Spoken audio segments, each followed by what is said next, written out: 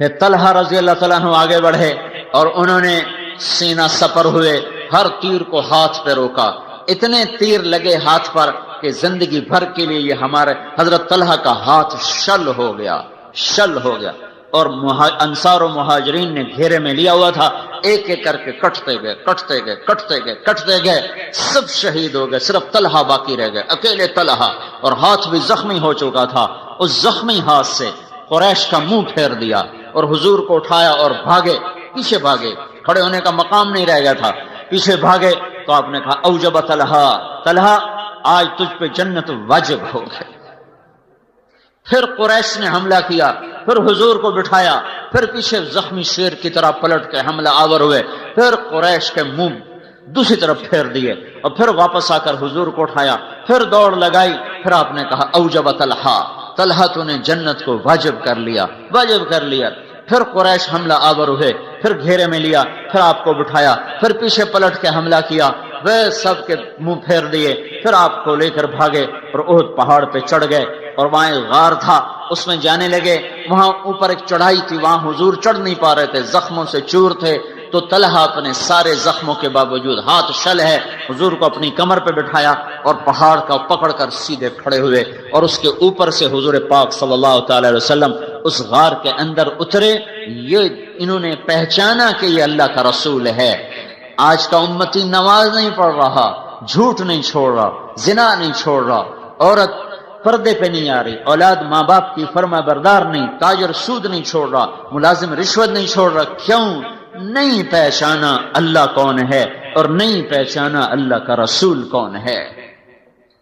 احسان تو آدمی زندگی بھر یاد رکھتا ہے، اللہ کے نبی سے بڑھ کر کوئی اس امت کا محسن ہو سکتا ہے؟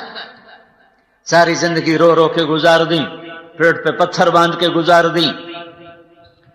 خندق کے موقع پر صحابہ آئے کہ یا رسول اللہ ہمارے پیٹ پہ پتھر بندھے ہوئے ہیں، آپ نے کرتا اٹھا کر دکھایا کہ میرے پیٹ پہ 2 پتھر بندھے ہوئے۔ تو بھائیو یہ دوسرا علم ہے سیکھنے کا کہ میرا پیدا کرنے والا اللہ ہے، تب اللہ مجھ سے کیا چاہتا ہے، میں کیسے زندگی گزاروں، میری تو اللہ سے براہ راست کوئی بات چیت کوئی نہیں، مجھے نظر نہیں آتا، میرے سامنے نہیں ہے، میں کیا سمجھوں کہ وہ مجھ سے کیا چاہتا ہے۔ تو یہ دوسرا علم ہے، وَاعْلَمُوا أَنَّ فِيكُمْ رَسُولَ اللَّهِ فَاعْلَمْ أَنَّهُ لَا إِلَٰهَ إِلَّا اللَّهِ وَاعْلَمُوا أَنَّ فِيكُمْ رَسُولَ اللَّهِ۔ جاؤ اللہ کے رسول کے قدموں میں بیٹھو، وہ تمہیں بتائے گا کہ اللہ کیا چاہتا ہے، وہ تمہیں بتائے گا کہ اللہ کیا نہیں چاہتا، وہ تمہیں بتائے گا زندگی کیسے گزارنی ہے، تمہیں بتائے گا زندگی کا مقصد کیا ہے اور کاروان زندگی کدھر جا رہا ہے۔ یہ علم اس کے پاس ہے، جاؤ اس کے قدموں میں جھکو، تمہیں وہاں سے یہ دولت ملے گی، اور نہ کوئی فلسفی بتا سکے گا، نہ کوئی دانشور اور نہ کوئی دنیا کے علم والا، وہ تو سب اندھے ہیں، جاہل ہیں۔ وہ ایسی آنکھ والا ہے کہ آپ نے فرمایا میں آگے بھی دیکھتا ہوں پیچھے بھی دیکھتا ہوں۔ نماز پڑھتے پڑھتے آسمان کی طرف نظر میں نہیں اٹھائی، سامنے نظر ہے، اب آگے بڑھ گئے، پھر پیچھے ہٹ گئے، نماز کے اندر ہی سلام پھیرا، پہلی صف کے لوگوں نے کہا یا رسول اللہ کیا کیا، کبھی آگے کبھی پیچھے، کہا جنت نظر آ رہی تھی میں آگے ہو گیا، پھر دوزخ نظر آئی تو میں پیچھے ہو گیا۔ جو ان آنکھوں سے جنت دیکھ لے جو 7ویں آسمان پر ہے، اس کے دل کی نظر کیسی ہوگی؟ جو ان آنکھوں سے اللہ کا دیدار کر کے آیا، اس نظر میں کیا طاقت ہوگی؟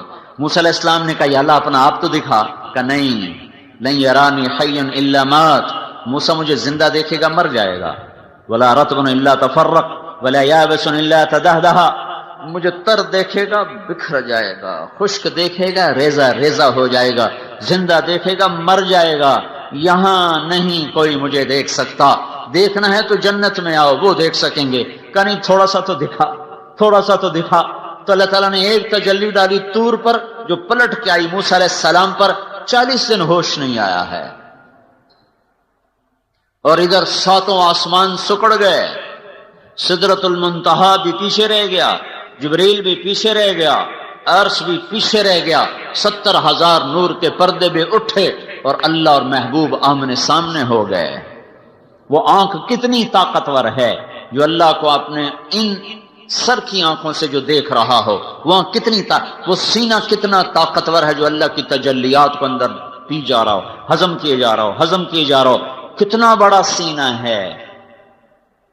اللہ تعالیٰ زمین آسمان پہ ایک تجلی ڈال دے، ایک تجلی، ایک تو عرش لے کر 7 زمینیں جل کے راکھ ہو جائیں گی. 7 آسمان، لوح محفوظ، کرسی اور عرش اور زمین اور چاند اور تارے اور سیارے اور فرشتے اور جن اور انسان اور پتھر اور پہاڑ اور پانی اور جنگل اور چوپائے اور دوپائے اور آبی اور خاکی اور ناری اور نوری، میرے رب کے نور کی قسم ہر چیز جل کے راکھ ہو جائے گی. وہ کتنا عظیم نبی ہے جو اللہ کا نور یوں دیکھ رہا تھا اور بیچ میں کوئی حجاب نہ تھا. وَاعْلَمُوا، بھائیو یہ علم حاصل کرو، یہ علم حاصل کرو. ضرب تقسیم کے علم میں موت آ گئی تو ہلاک ہو گئے. وہ کیا دھن دولت ہے جس سے اوروں کے حوالے کر کے لوگ چپ کر کے جا کے مٹی کی چادر اوڑھ کے سو جاتے ہیں. تو یہ علم ہے جو سیکھنے کا ہے. یہ اس کے الفاظ بھی سیکھو اور اس کی حقیقت بھی سیکھو. الفاظ یہاں مدرسوں میں سکھائے جا رہے ہیں، حقائق کے لیے دھکے کھانے پڑتے ہیں. بسیار سفر باید تا پختہ شود خامیں.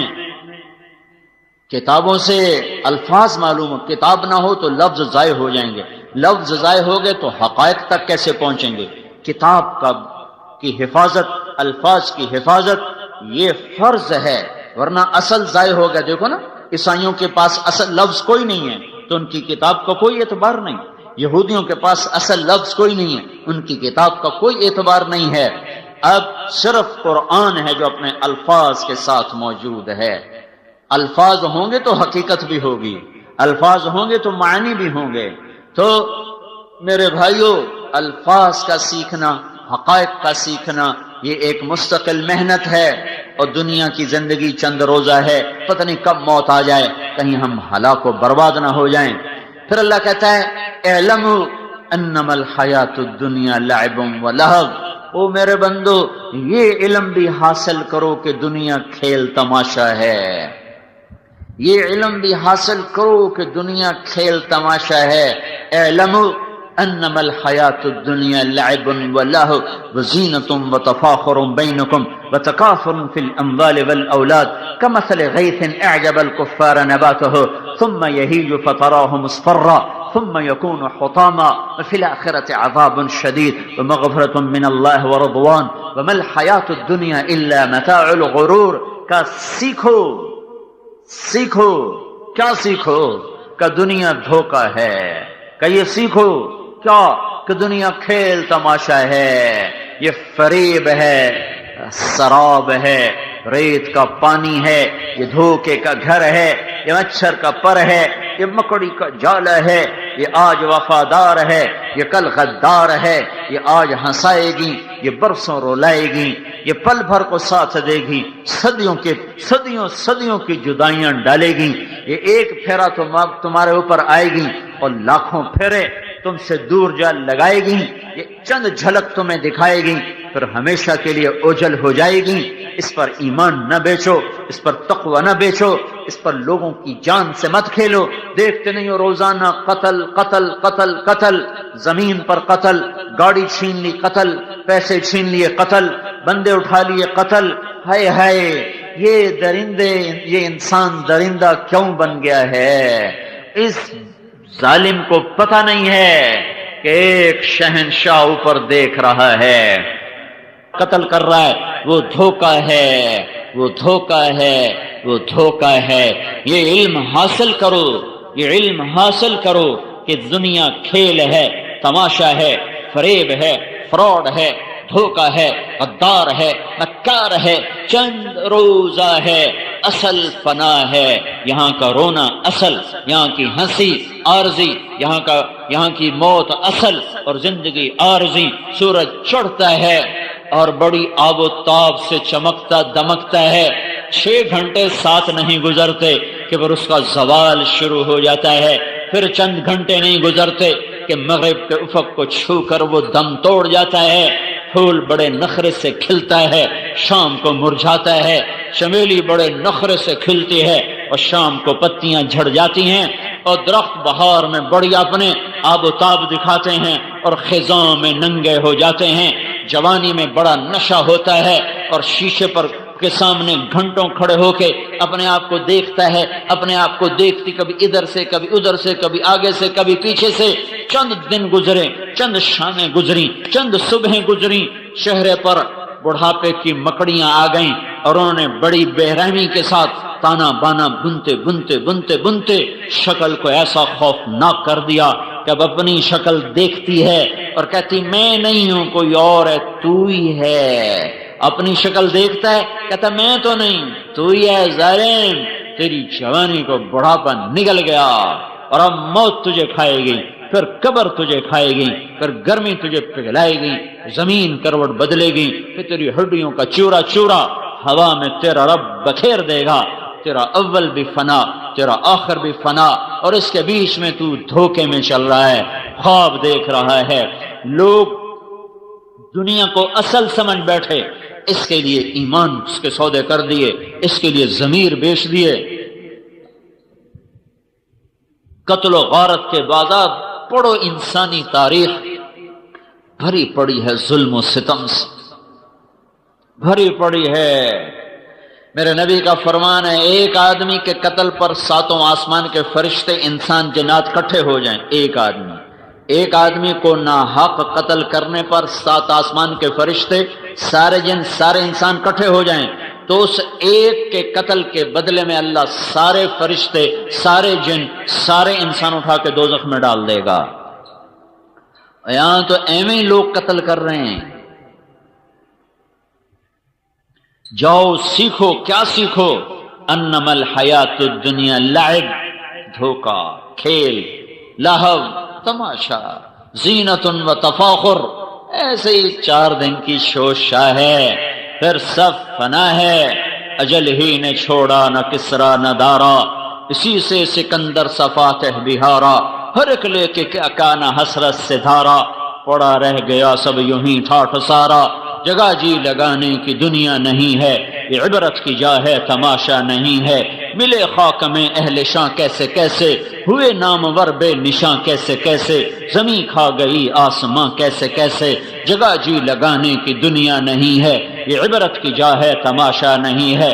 تجھے پہلے بچپن نے برسوں کھلایا، جوانی نے پھر تجھ کو مجنوں بنایا، بڑھاپے نے پھر آ کے کیا کیا ستایا، اجل تیرا کر دے گی بالکل صفایا۔ جگہ جی لگانے کی دنیا نہیں ہے، یہ عبرت کی جا ہے تماشا نہیں ہے۔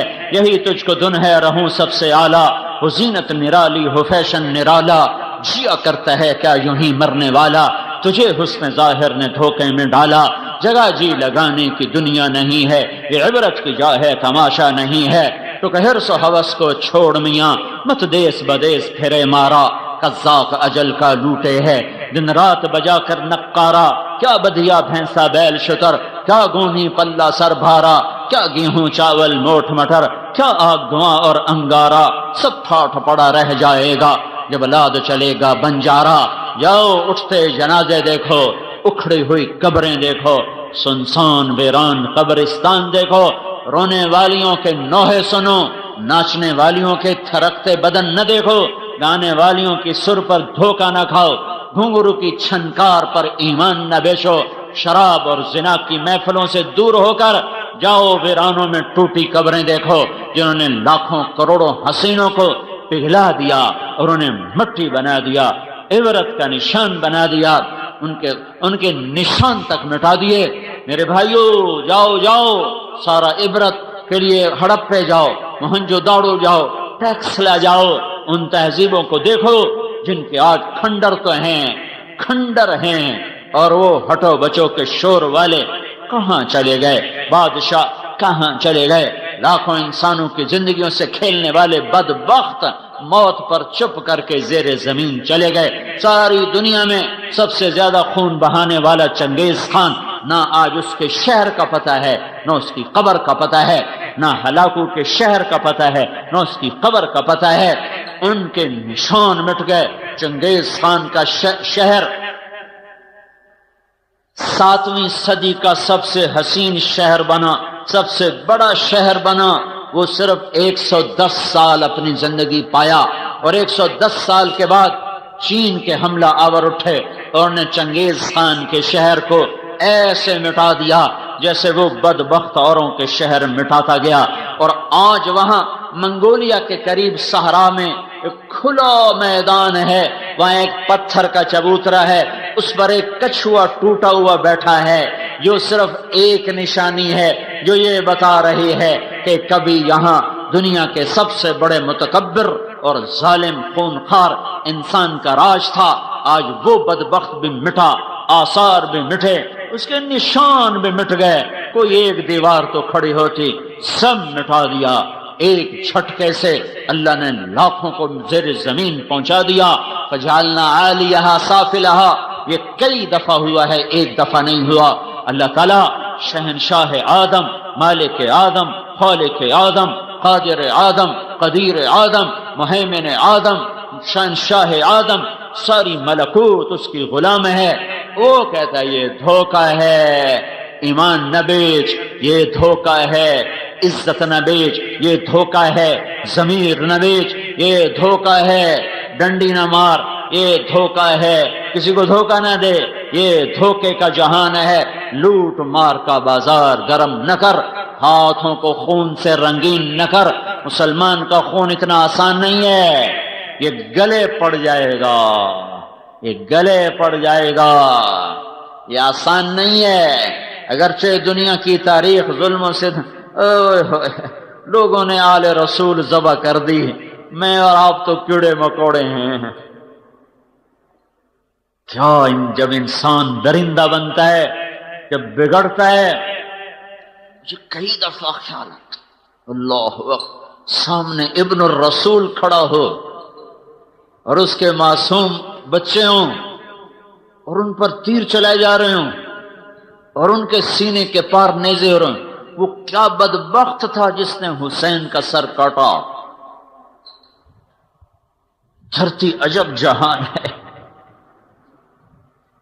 وہ کون بدبخت تھا جس نے نیزے پہ سر چڑھایا، اور وہ کون بدبخت تھا جس نے ہونٹوں پہ چھڑی ماری،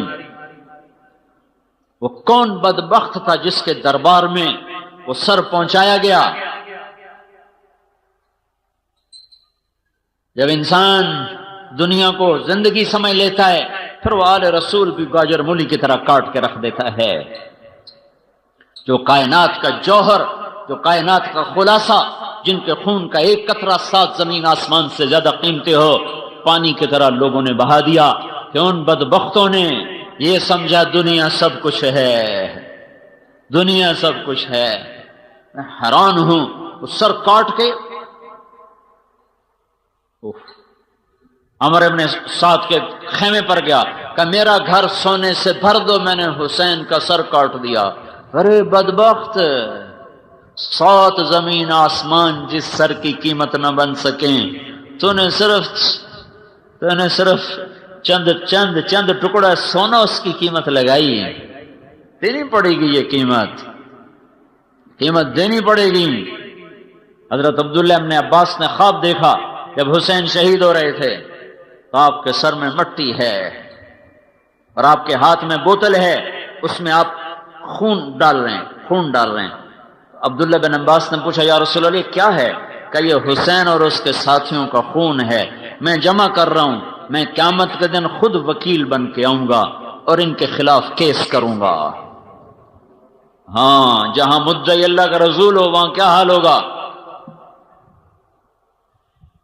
سیکھو کہ یہ دھوکے کا گھر ہے، یہ مچھر کا پر ہے، یہ مکڑی کا جالا ہے۔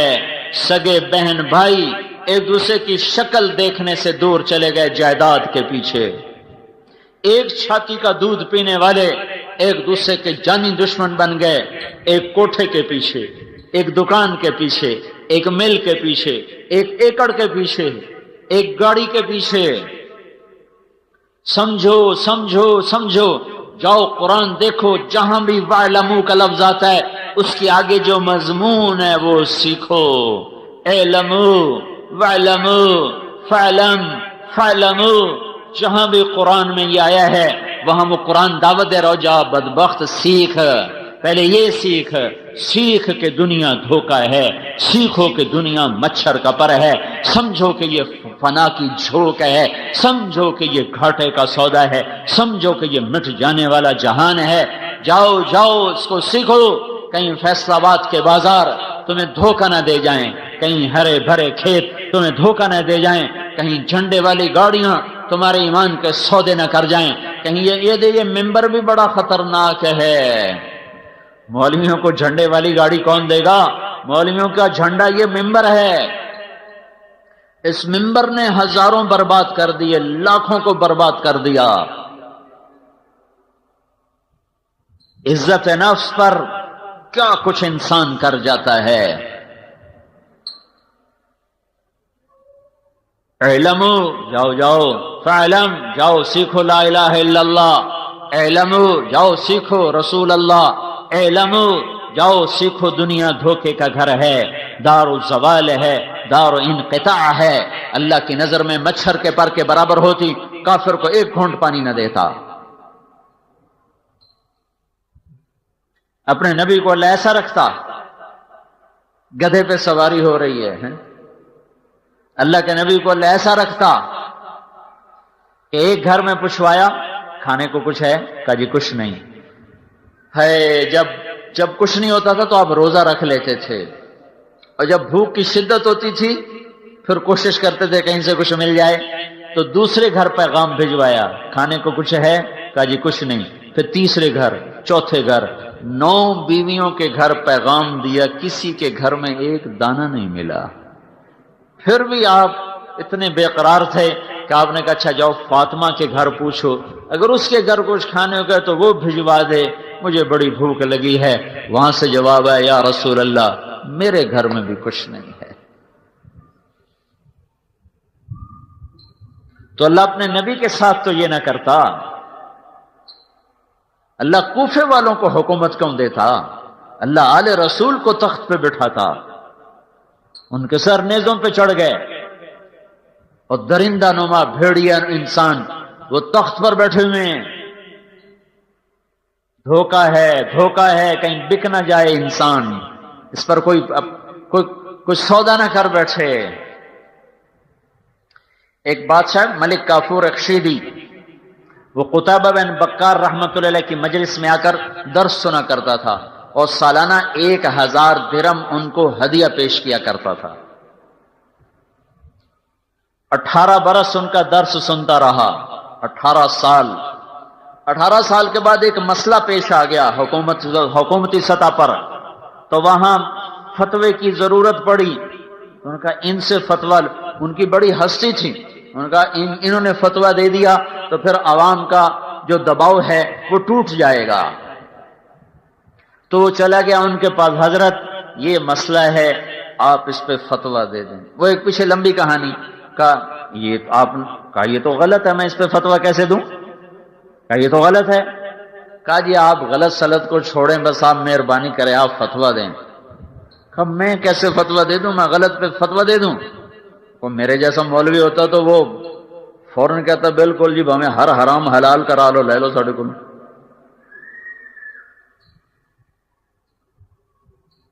اس نے کہا اگر فتویٰ نہیں دیتے ہو میرے پیسے واپس کرو۔ 18,000 دینار آج کا 50 کروڑ روپیہ بنتا ہے، آج کا 15,000 روپے سونے کا ریٹ ہو کھولا تو 18,000 دینار آج کا 50 کروڑ روپیہ بنتا ہے۔ کہنے لگے ہمارے پیسے واپس کرو۔ ان کو پتا تھا مولوی بھوکے ہوندے نے، بالکل کتنے ہوں، کھا پی گیا انہوں نے۔ کہا یا میرے پیسے واپس کر یا فتویٰ دے۔ کہنے لگے اچھا کرتا ہوں۔